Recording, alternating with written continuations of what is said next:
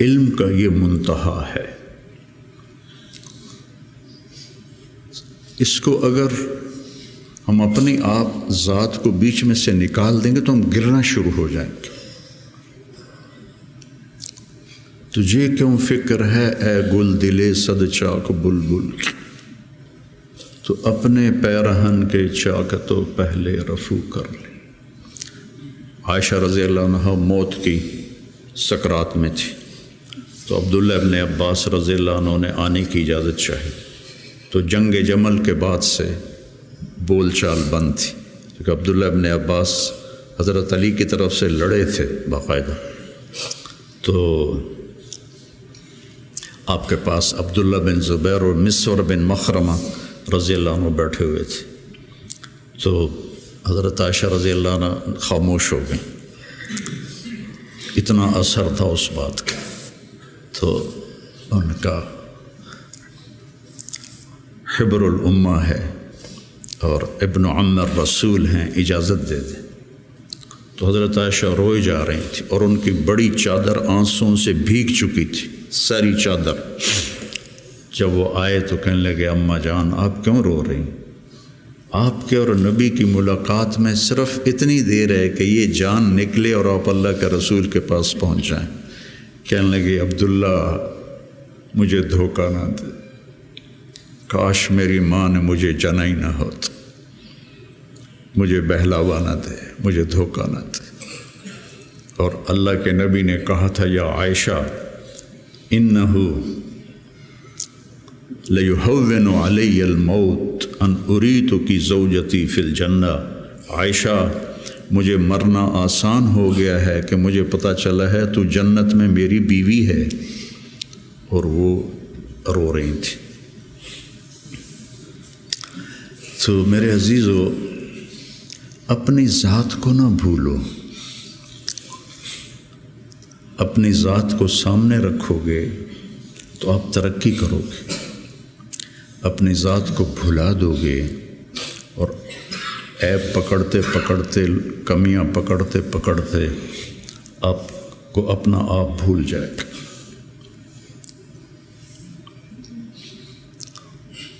حضرت عمرو بن عاص رضی اللہ تعالیٰ عنہ موت کی کشمکش میں تھے، تو دیوار کی طرف منہ کر کے دھاڑو دھاڑ رو رہے تھے۔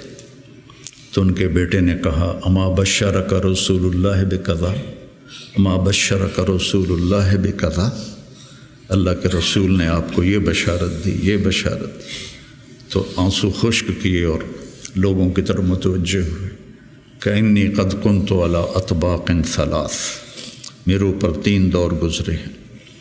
ایک تھا جب میں کافر تھا، اور اگر میں اس وقت مر جاتا تو سیدھا جہنم میں جاتا۔ پھر اللہ نے مجھے ہدایت دی، میں ایمان لایا، اور میں نے ساری زندگی اللہ کے نبی کو آنکھ بھر کے نہیں دیکھا حیا کی وجہ سے۔ اگر مجھ سے پوچھو کہ اللہ کے نبی کا حلیہ کیا ہے تو میں نہیں بتا سکتا کہ میں نے کبھی آنکھ اٹھا کے آپ کو دیکھا ہی نہیں تھا۔ اگر اس وقت میں مر جاتا تو میں جنت میں جاتا۔ اس کے بعد ہم پر دنیا کھل گئی اور ہم نے کیا جو کیا، اب پتہ نہیں آگے میرے ساتھ کیا ہونے والا ہے۔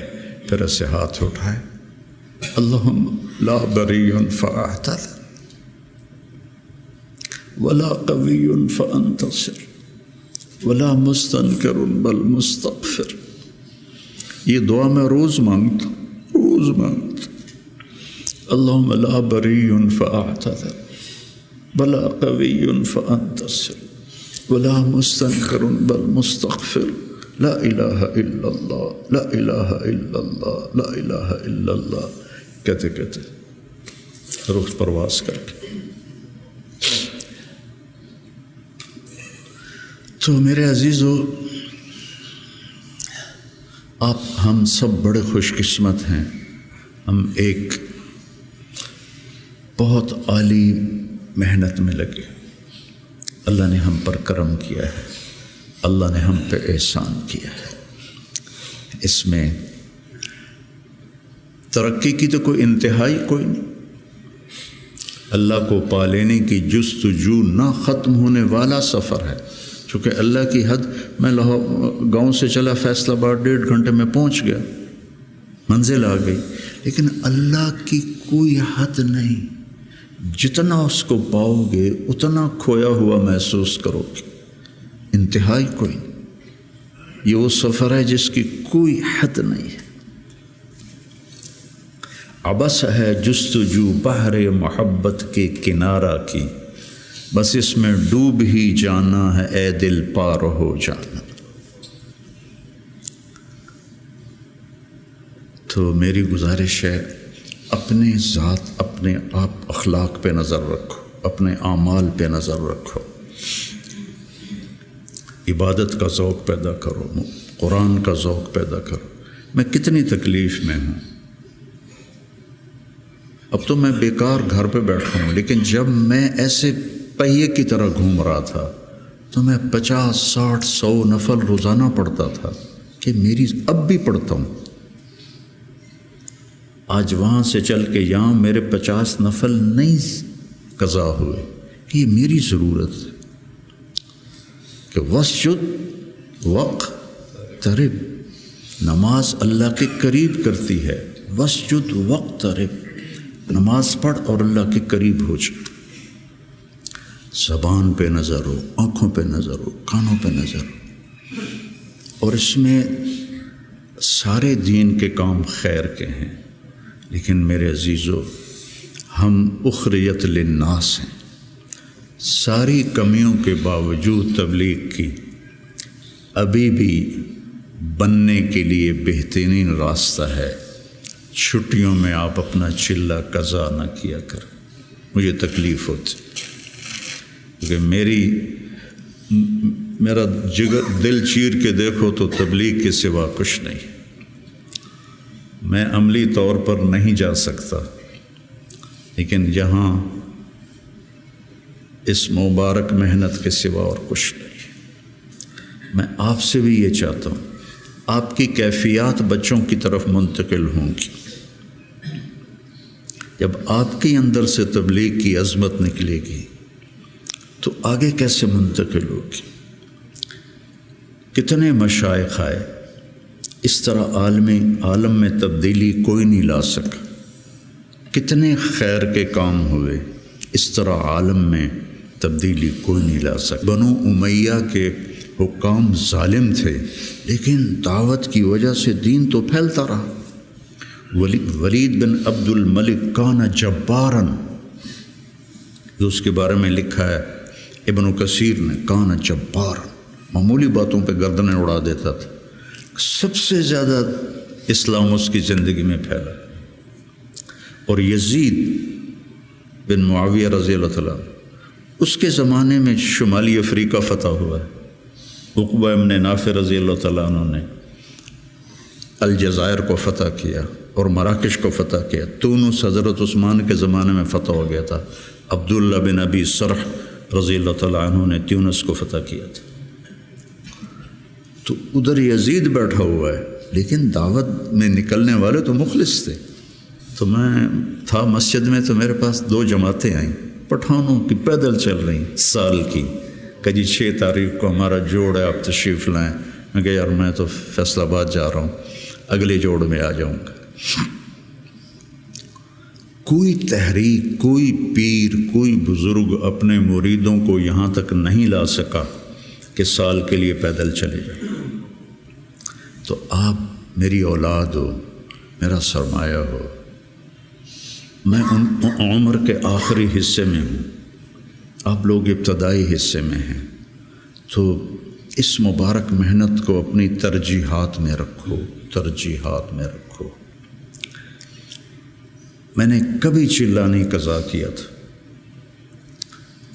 ایک آدھ چلہ میرا بیماری کی وجہ سے قضا ہوا، اور اب 4-5 چلے سر درد اور کچھ اور عوارض لاحق ہو گئے. ورنہ میں جو بھی ہوتا تھا میں چلہ نہیں چھوڑتا تھا، کہ میری ضرورت مجھے کرنا ہے.